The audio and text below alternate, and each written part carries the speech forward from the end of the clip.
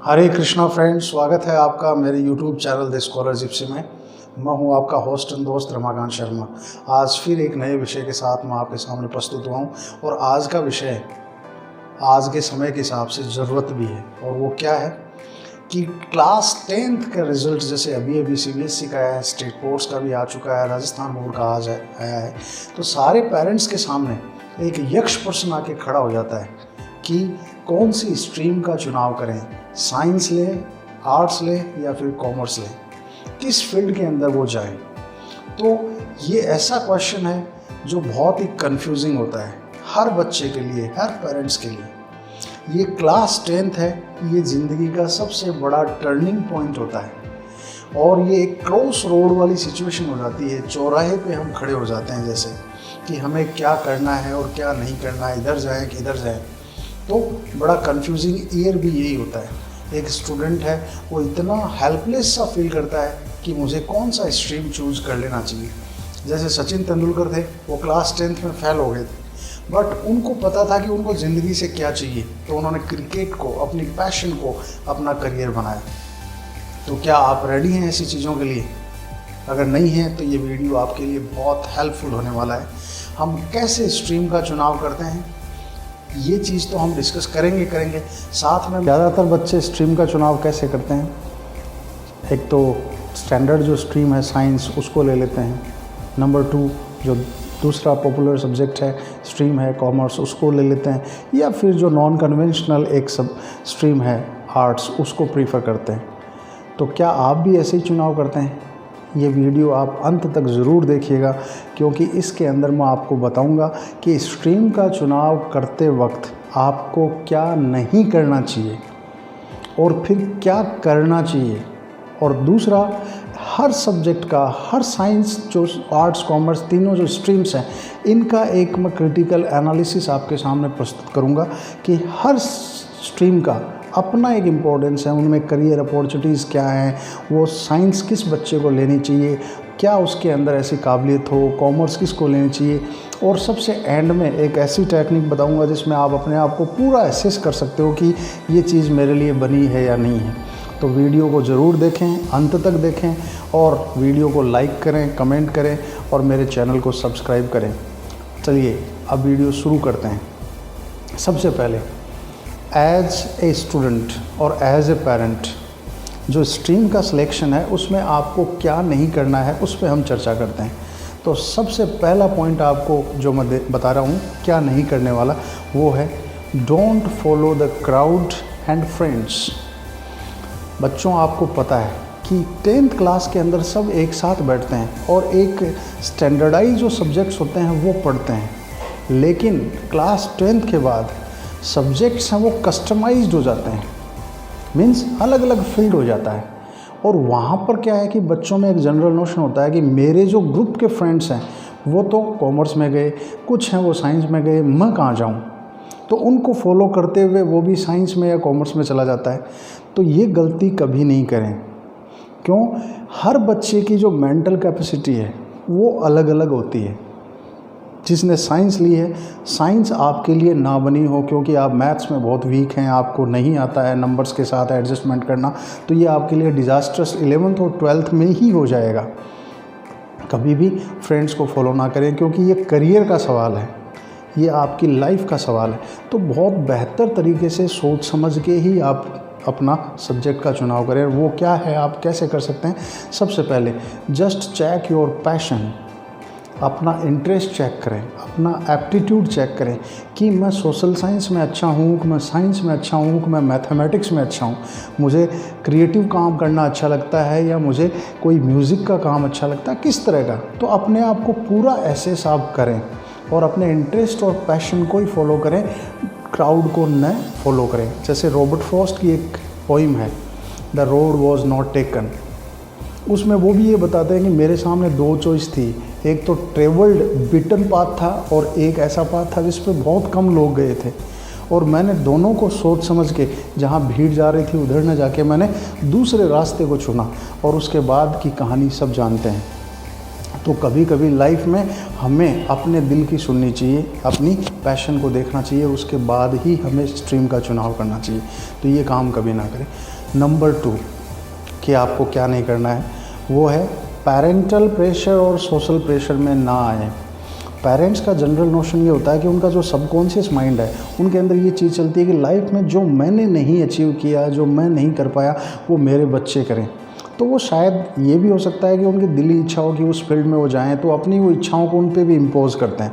तो पेरेंटल और social pressure में ना आए, क्योंकि पेरेंट्स कंपैरिजन का गेम ज़रूर खेलते हैं कि देखो गुप्ता जी की लड़की मेडिकल में कितना अच्छा कर रही है, हमारे जो रिलेटिव हैं उन्होंने आईटी सेक्टर में देखो अपने बच्चे को डाला, वो कितना अच्छा काम कर रहा है, आज ऑस्ट्रेलिया है, आज फलाने का बच्चा ये कर रहा है। तो उस प्रेशर में ना आए, क्योंकि हर बच्चे की जो मेंटल कैपेसिटी है वो एक अलग डिफरेंट डायनामिक्स लिए हुए होती है। तो उसके साथ कभी भी आप खिलवाड़ ना करें, क्योंकि वो डिज़ास्टर्स उसके लिए हो सकता है। और बच्चा भी अपना इंटरेस्ट अपने पेरेंट्स को ज़रूर बताए कि पापा मेरे को क्रिएटिव राइटिंग अच्छी लगती है, मुझे आर्ट एंड क्राफ्ट का काम अच्छा लगता है, मुझे कॉमर्स जाना है, मुझे कॉमर्स में ये चीज़ करनी है। तो अगर वो समझदार हैं और अपने बच्चे की फीलिंग्स को समझते हैं और उसकी स्ट्रेंथ को समझते हैं, तो वो ज़रूर हेल्प करेंगे। जैसे द्रोणाचार्य थे महाभारत में, उन्होंने सबको एक जैसी स्टैंडर्डाइज एजुकेशन नहीं दी, उन्होंने सबकी कैपेसिटी को पहचाना था। और किसी को उन्होंने गदा के अंदर अच्छा बनाया, दुर्योधन और भीम उनके जैसे गदाधारी नहीं थे। और दुर्योधन और भीम के अलावा अर्जुन था, वो दुनिया का सबसे सर्वश्रेष्ठ धनुर्धर था। तो ये अलग अलग फील्ड के अलग अलग काम होते हैं, सबके अपने इंटरेस्ट होते हैं, उसी के अंदर उन्होंने सबको पारंगत किया था। तो ये आप ज़रूर देखें। जैसे 3 इडियट का एग्जांपल भी लें तो उसमें भी आमिर खान है, वो क्या कहता है राजू और फरहान को कहता है कि तेरा तो फोटोग्राफी इंटरेस्ट है, तेरी तो पैशन फोटोग्राफी है, लेकिन तू गलती से इंजीनियरिंग में आ गया है। और मेरी पैशन है इंजीनियरिंग, मुझे मशीनों से खेलना अच्छा लगता है, इसलिए मैं इंजीनियरिंग को एंजॉय करता हूँ। क्योंकि जो भी स्ट्रीम हम लेंगे उसमें हमें एंजॉयमेंट ज़रूर मिलना चाहिए कि जो मैं कर रहा हूँ उसमें मुझे दिल से खुशी हो रही है, तो ही वो आपके लिए अच्छी करियर अपॉर्चुनिटी अवेलेबल करवाएगा। वरना आप रगड़ के लाइफ को यूं ही काटते रहोगे उस चीज़ में, तो वो अच्छी नहीं होगी। तो पेरेंटल और सोशल प्रेशर में ना आए। पॉइंट नंबर 3 कि आपको क्या नहीं करना है, लैक ऑफ इन्फॉर्मेशन की वजह से आप कोई भी स्ट्रीम का चुनाव ना करें। आज इंटरनेट इतना डाइवर्स है कि उसमें आप किसी भी प्रोफाइल को, किसी भी जॉब प्रोफाइल को चेक करेंगे, स्ट्रीम को चेक करेंगे, तो हर चीज़ का आंसर आपको मिल जाएगा। ग्लोबलाइजेशन से पहले अगर हम बात करें तो लिमिटेड स्किल्स की ही ज़रूरत हुआ करती थी, बट पोस्ट ग्लोबलाइजेशन अगर आप देखें 91 के बाद, तो इतनी सारी जॉब्स की अपॉर्चुनिटीज़ हैं, अलग अलग डायनामिक जॉब प्रोफाइल्स की ज़रूरत है लोगों को, इतने स्किल्ड लोगों की ज़रूरत है कि मार्केट बड़ा डिमांडिंग है। तो इसलिए आजकल इनोवेटिव और डाइवर्स जॉब प्रोफाइल्स अवेलेबल हैं और हर स्ट्रीम में अवेलेबल है। तो पहले आप चेक करें, रिसर्च करें और उसके बाद ही स्ट्रीम का चुनाव करें। लैक ऑफ इन्फॉर्मेशन में आप जल्दबाजी ना करें, किसी भी चीज़ को देखे बिना आपने तुरंत ले लिया, ये बिल्कुल भी ना करें। नंबर 4 आपको क्या नहीं करना है, मार्क्स को देख के ज़्यादातर बच्चे अपनी 10th क्लास की मार्कशीट को एक स्टैंडर्ड पीस ऑफ इंफॉर्मेशन मानते हैं कि देखो मेरे इस सब्जेक्ट में ज़्यादा नंबर आए हैं तो मुझे इसी में जाना है। हो सकता है नंबर आपके साइंस में अच्छे आ गए हों, लेकिन आपका इंटरेस्ट साइंस में है ही नहीं। बस नंबर आ जाना, नंबर तो आ सकते हैं, कोई दिक्कत नहीं है, लेकिन आपका इंटरेस्ट किसी और चीज़ में है। तो नंबरों को देख के हम क्या करते हैं कि जो सबसे कम आए हैं उसको हम आर्ट्स में डाल देंगे, बीच वाले को कॉमर्स में, जो अच्छे नंबर आए हैं उसको साइंस में। नहीं, अपना इंटरेस्ट ज़रूर फॉलो करें कि आपका हो सकता है कि आप इंटीरियर डिज़ाइनिंग के कोर्स में ज़्यादा रुचि रखते हो, आर्ट एंड क्राफ्ट का काम अच्छा है, तो आप किसी बढ़िया अच्छी कॉलेज में एडमिशन उसमें ले सकते हो। आपका मतलब आगे फील्ड खुला हुआ है, तो ज़रूर अपने इंटरेस्ट को, पैशन को ज़रूर देखें और उसके बाद करें। नंबर्स के गेम के अंदर ना उलझें। नंबर्स तो आ सकते हैं, लेकिन इंटरेस्ट क्या पता सोशल साइंस में हो, मैथ्स में नहीं हो, नंबर आगे हो, ठीक है, तो मैथ्स आप ज़्यादा आगे दिन नहीं चला पाते हो, इसलिए नंबर्स को न देख के आप अपने इंटरेस्ट को ज़रूर देखें। अब वीडियो के दूसरे फेज़ में आते हैं और बात करते हैं स्ट्रीम वाइज। हर स्ट्रीम का क्या एडवांटेज है, क्या उसमें करियर ऑप्शंस अवेलेबल है और कोई स्ट्रीम हमें क्यों चूज़ करनी चाहिए। तो नंबर 1 बात करते हैं सबसे पॉपुलर जो स्ट्रीम है साइंस, उसके बारे में। साइंस एक ऐसा सब्जेक्ट है जो सबको मतलब fascinate करता है, एक अमेजिंग सब्जेक्ट है ये। क्यों? क्योंकि ये सबसे पॉपुलर भी है और पेरेंट्स की और स्टूडेंट्स की पसंदीदा सब्जेक्ट है। तो लोग साइंस की तरफ अट्रैक्ट होते हैं, मेजॉरिटी ऑफ द स्टूडेंट है वो साइंस की तरफ जाते हैं, तो लोग उनको देख के साइंस ले लेते हैं, साइंस सबका फेवरेट होता है। नंबर 2, साइंस आपको एक ल्यूक्रेटिव जॉब अपॉर्चुनिटीज़ प्रोवाइड करता है फ्यूचर में। जैसे आप रिसर्च में जा सकते हो, मेडिकल फील्ड में जा सकते हो, आप इंजीनियरिंग कर सकते हो, आप आईटी सेक्टर के अंदर बहुत अच्छा करियर बना सकते हो, जो बहुत ही वेल पेड होंगे और रिस्पेक्टेड होंगे। इसलिए बच्चे साइंस को लेते हैं और लेनी चाहिए। नंबर 3, साइंस हमें क्यों लेनी चाहिए? क्योंकि साइंस है वो आपके लिए एक ऑप्शन खुला रखता है। कैसे? जैसे आपने साइंस ले लिया तो आप 12th के बाद कॉमर्स और आर्ट्स वाली चीज़ें भी कर सकते हो, लेकिन एक कॉमर्स और आर्ट्स का बच्चा है वो साइंस वाली चीज़ें नहीं कर सकता है। तो इसके लिए एक करियर की अपॉर्चुनिटी आपके लिए खुली है कि आप उस स्ट्रीम के अंदर भी अपना करियर बना सकते हो। तो ये भी एक रीज़न है कि लोग साइंस को प्रीफर करते हैं। और साइंस लोग क्यों लेते हैं? नंबर 3 पॉइंट, साइंस है वो आपके दिमाग को इक्विप कर देती है, एनालिटिकल कैपेसिटीज़ को इतना डेवलप कर सकती है कि आप प्रॉब्लम सॉल्विंग पर्सन के तौर पर अपने आप को एस्टेब्लिश कर सकते हो। क्योंकि चुटकियों में साइंस के लोग हैं वो प्रॉब्लम को समझ जाते हैं और उनको हल कर लेते हैं, तो इसलिए भी लोग साइंस लेते हैं। नंबर 4 रीज़न कि साइंस क्यों लेते हैं लोग, साइंस है वो आपकी फाउंडेशन को इतना फ्लेक्सिबल बना देती है कि आप सोसाइटी के अंदर रिस्पेक्टेड और वेल पेड जो जॉब्स हैं वो आप कर सकते हो और उनमें अच्छी पे स्केल आपको मिलेगी, रिस्पेक्ट पूरा सोसाइटी में मिलेगा, लोग आपको पहचानेंगे। तो इस वजह से भी लोग साइंस लेते हैं। नंबर 5, साइंस एक अमेजिंग और फैसिनेटिंग सब्जेक्ट है। ये सबको अच्छा लगता है, क्योंकि जिन लोगों को ऐसा लगता है कि मुझे नंबर्स के साथ खेलना अच्छा लगता है, मुझे टेक्नोलॉजी फैसिनेट करती है, मुझे ये जानना अच्छा लगता है कि हवाई जहाज़ क्यों उड़ते हैं, ये सब चीज़ें जब बच्चे के अंदर आती हैं और साइंस जब पढ़ता है बच्चा, तो जो थ्योरी में पढ़ता है उसको प्रैक्टिकली वो लैब में भी करके देखता है। तो जब उसके सामने ऐसी चीज़ें प्रैक्टिकली होती हैं तो हर कोई बच्चा उसमें एंजॉय करता है, अच्छा लगता है उसको, इसलिए भी लोग साइंस को प्रीफर करते हैं। अब आगे हम बात करेंगे कि साइंस के अंदर करियर की अपॉर्चुनिटीज़ कौन कौन सी हैं।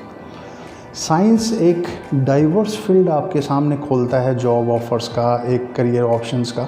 तो सबसे पहले आप क्या मतलब कर सकते हो, साइंस अगर आप लेते हो तो अब बात करते हैं साइंस में कौन कौन से करियर ऑप्शंस अवेलेबल हैं। तो आप साइंस में डेटा साइंस आप पढ़ सकते हो, आप साइबर सिक्योरिटी का काम जो है उसको कर सकते हो, आप आईटी सेक्टर के अंदर बहुत अच्छा करियर बना सकते हो, मेडिसिन के फील्ड में आप जा सकते हो, फिजियोथेरेपी के अंदर आप जा सकते हो, आप फार्मास्यूटिकल कंपनीज़ में आप काम कर सकते हो, बी फार्मा डी फार्मा जो होते हैं वो कर सकते हो, एक न्यूट्रिशंस का कोर्स आप कर सकते हो और अपने आप को एक बढ़िया न्यूट्रिशनिस्ट के तौर पर आप एस्टेब्लिश कर सकते हो, आप इंडस्ट्रियल प्रोडक्ट डिज़ाइनिंग का काम कर सकते हो, आप एनिमेशन का काम कर सकते हो, आप गेम डेवलपर बन सकते हो, किसी भी जो मोबाइल में छोटे बच्चे खेलते हैं गेम आते हैं उनको डेवलप कर सकते हो। इसके अलावा आप इंजीनियरिंग साइंस के अंदर अपना करियर बना सकते हो, जिसमें इलेक्ट्रिकल, मैकेनिकल और आपका सिविल का है, ये कर सकते हो। इसके अलावा आप एस्ट्रोनॉमी के अंदर करियर बना सकते हो, एस्ट्रोनॉट बन सकते हो, आप रोबोटिक्स का काम आप कर सकते हो। इसके अलावा मरीन साइंस है वो आप पढ़ सकते हो। ये डिफरेंट फील्ड हैं जो साइंस है वो हमें अवेलेबल करवाती है। तो इसमें आप अपना करियर, रिसर्च का काम भी आप कर सकते हो, इसके अलावा साइंटिस्ट आप बन सकते हो, एकेडमिक्स का भी आप कर सकते हो, सिविल सर्विसेज जो तीनों में कॉमन है उसमें भी जा सकते हो। तो ये वाइड वैरायटी के जॉब्स हैं जो साइंस अवेलेबल करवाती है, इसीलिए अपनी तरफ ये अट्रैक्ट भी करती है। अब बात करते हैं नंबर 2 स्ट्रीम की, और वो है कॉमर्स। कॉमर्स क्यों अच्छी है, कॉमर्स किसको लेनी चाहिए और कॉमर्स में क्या करियर ऑप्शंस हैं उनके बारे में बात करते हैं। कॉमर्स एक ऐसा सब्जेक्ट है, एक ऐसी स्ट्रीम है जिसमें आप मार्केट जो डायनामिक्स है उनके बारे में पढ़ते हैं, आप अकाउंटिंग के बारे में पढ़ते हैं, आप जो भी डिमांड सप्लाई का जो भी इकोनॉमिक्स की चीज़ें हैं वो चलती हैं उनको पढ़ते हैं।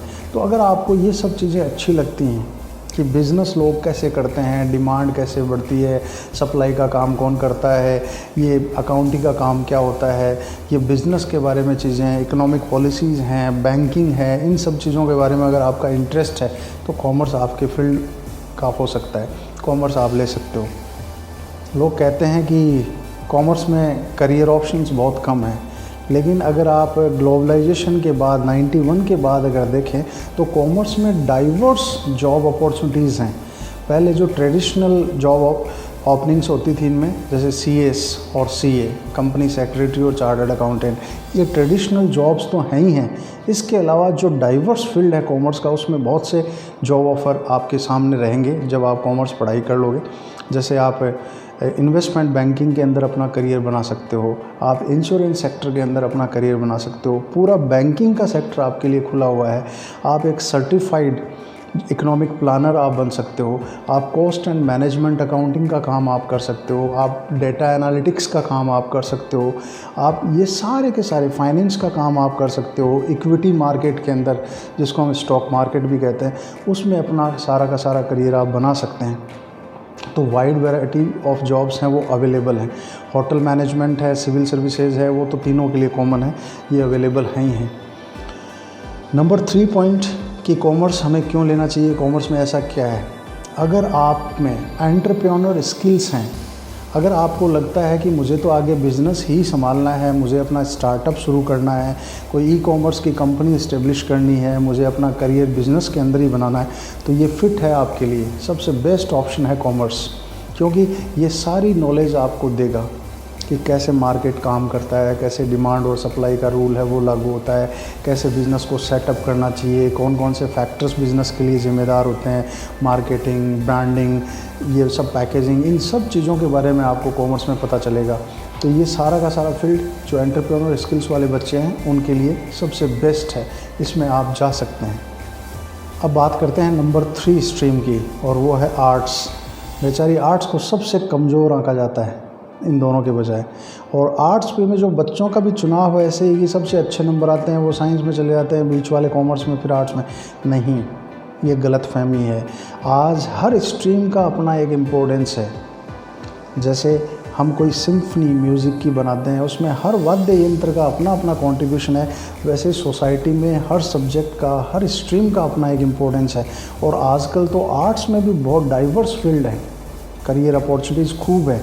तो आर्ट्स किसको लेनी चाहिए?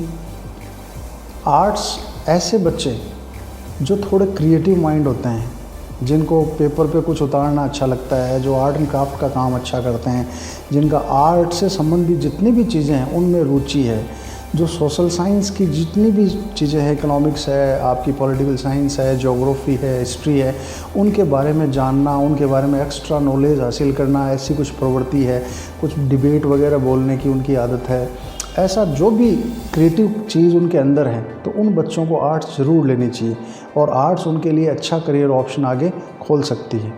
अब आर्ट्स के अंदर करियर ऑप्शंस क्या क्या हैं? सबसे पहला स्केरी क्वेश्चन यही होता है कि आर्ट्स ले लिया तो मेरा करियर क्या होगा। आर्ट्स में wide variety of jobs available हैं। सबसे पहला जो मैन अट्रैक्शन आर्ट्स के बच्चों के लिए आता है, जो लोग आर्ट्स का चुनाव करते हैं, उनके दिमाग में रहती है सिविल सर्विसेज, कि मुझे एडमिनिस्ट्रेशन में जाना है। क्योंकि जो भी साइंस कॉमर्स वाले भी तैयारी करते हैं, लेकिन बेसिकली वो ज़्यादातर आर्ट्स के सब्जेक्ट के साथ ही मतलब अपनी सिविल्स की तैयारी करते हैं। तो आर्ट्स वालों के पास ये एडवांटेज होता है कि वो शुरू से ही आर्ट्स पढ़ रहे हैं, तो उस सब्जेक्ट में उसको अच्छी महारत हासिल होती है।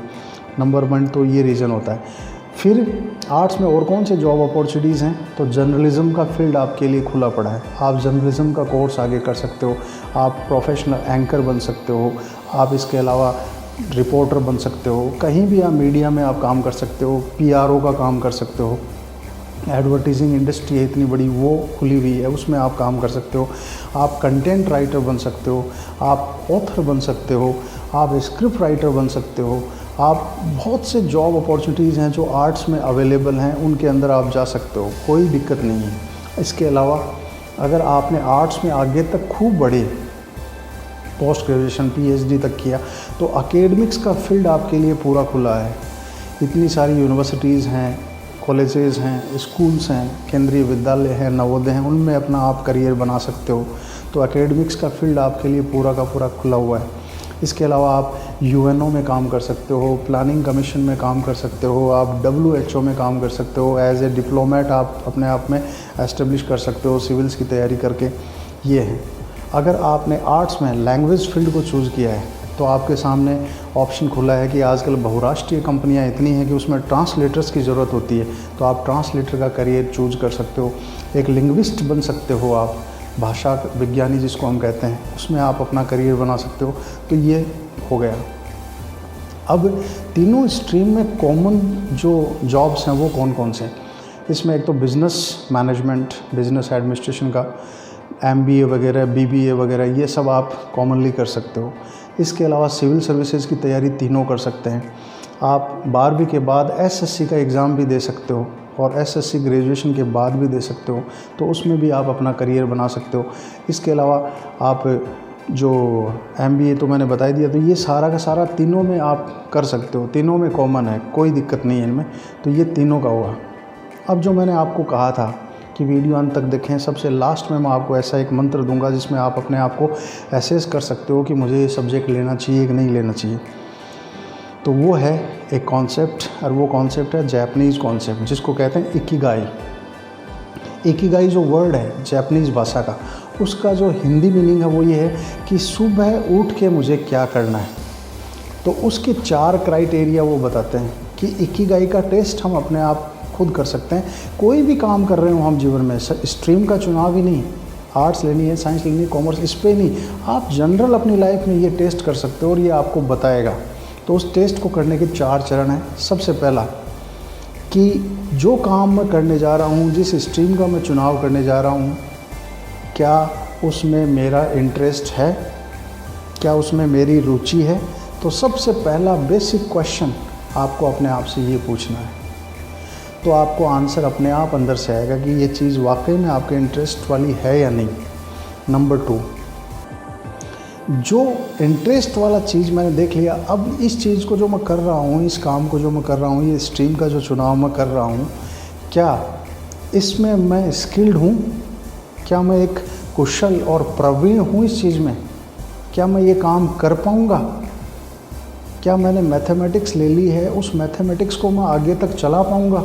तो अपने फ्लॉज, अपनी स्ट्रेंथ, उनको क्रिटिकली एनालाइज करें कि मेरी स्ट्रेंथ तो ये हैं और मेरी नेगेटिव चीज़ें ये हैं, और मुझे इस सब्जेक्ट को पढ़ना है, तो क्या मैं इसको पढ़ पाऊँगा इस चीज़ के साथ। तो आपको अपने आप अंदर से आंसर मिलेगा कि तुम इसके लिए बने हो या नहीं बने हो। नंबर 3, जो चीज़ मैं कर रहा हूँ, जो स्ट्रीम का चुनाव मैं कर रहा हूँ, क्या उसका आज के साथ रेलेवेंस है, फ्यूचर में भी उसका रेलेवेंस रहेगा, उस काम का, उस पर्टिकुलर चीज़ का आज के साथ कोई रेलेवेंस है, उसको मतलब करने से फ़ायदा है या नहीं है। और नंबर 4, क्या जो मैं काम करूँगा या करने जा रहा हूँ उससे मुझे अर्निंग होगी या नहीं, क्योंकि जो भी स्ट्रीम का चुनाव करोगे उसमें आपकी लिवलीहुड डिपेंड करेगी। तो आप अपनी आजीविका को एक सम्मानजनक तरीके से चला पाओगे या नहीं चला पाओगे उस पर्टिकुलर चीज़ से। ये 4 बेसिक क्वेश्चंस आप अगर अपने आप से करोगे तो यहाँ से आवाज़ आएगी पक्की, और वो आपको हेल्प करेगी कि आपको क्या करना है। तो ये इकिगाई का कॉन्सेप्ट है, इसको हर आदमी को अपने जीवन में करना चाहिए, जो भी हम काम करते हैं। तो ये आज का वीडियो रहा, और उम्मीद है कि आपको ये पसंद आएगा और वीडियो शायद आपको हेल्प करे अच्छी स्ट्रीम का चुनाव करने में। अगर आपको ये हेल्प करता है तो प्लीज़ मुझे इंटीमेट करिए कमेंट करके कि आपको ये कहाँ तक हेल्प किया और आपने अपने जीवन में कैसे स्ट्रीम का चुनाव किया था, आपको कोई गाइड करने वाला था या नहीं।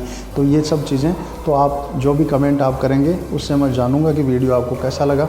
लाइक ज़रूर करें और सब्सक्राइब करें चैनल को, और लोगों से शेयर करें। जितना ज़्यादा लोगों तक ये पहुँचे उतना ही बच्चों की हेल्प होगी। आपने मेरे को बड़े ध्यान से सुना, उसके लिए बड़ा अनुग्रहित हूँ। धन्यवाद। हरे कृष्णा।